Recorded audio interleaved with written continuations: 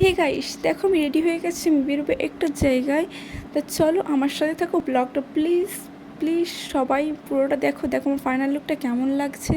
এটাই পরে যাবো, গরমের সময় কমফোর্টেবল জিনিস তো পরার ইম্পর্টেন্স, ওই জন্য কিছু সাজিনি, জাস্ট লিপস্টিক, আইলাইনার আর জাস্ট সানস্ক্রিন। দেখো আমার সময় একটা বড় ব্যাগ নিয়ে আমি বেরিয়ে পড়েছি। আমি যাবো একটু কোথায়, সেটা টিপস থাকলেও চলো দেখা যাবে। যে রৌদ্রে বেরিয়ে আমার অবস্থা একদমই খারাপ, তবু আমি তার মধ্যে ব্লগ করতে ব্যস্ত। আমাকে নিতে চলে এসেছে, বাইকে করে যেতে হবে। আমাদের এখানে গ্রামের রাস্তা, ভাই আমরা শহরে বাস করি না, গ্রামে বাস করি। দেখো আমাদের গ্রামের রাস্তাটা কেমন, গরু টরু আদার্স অনেক কিছুই দেখতে হয় আমাদের রাস্তাঘাটে। দেখো যাচ্ছে আমরা, চারপাশেও গাছপালা, এমনিতে আমাদের এখানে অক্সিজেন খুবই ভালো। আমরা গ্রামে থাকি।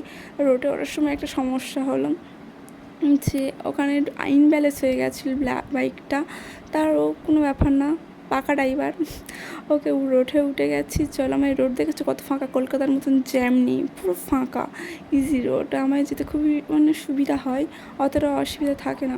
দেখো আমি চলে এসেছি, আমি যেখানে যাচ্ছি সেখানে চলেও এসেছি।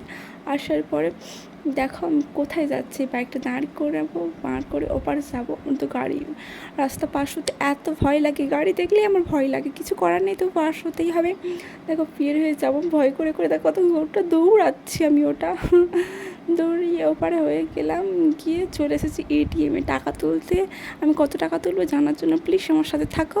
আমি চলে এসেছি, দেখা হচ্ছে, চলো আমি এটিএমে চলে এলাম, আবার বেরিয়ে দেখাবো।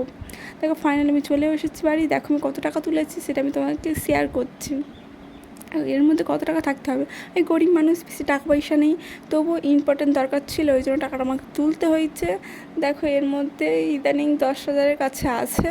তা দেখো আমার মুখের অবস্থাটা দেখো, জাস্ট মুখের অবস্থাটা দেখো আমার কী অবস্থা হয়েছে। এই এটিএম কার্ড থেকে তুললাম টাকা, বাড়ি এসে ফাইনালি আমার মুখের অবস্থা প্রচণ্ড খারাপ।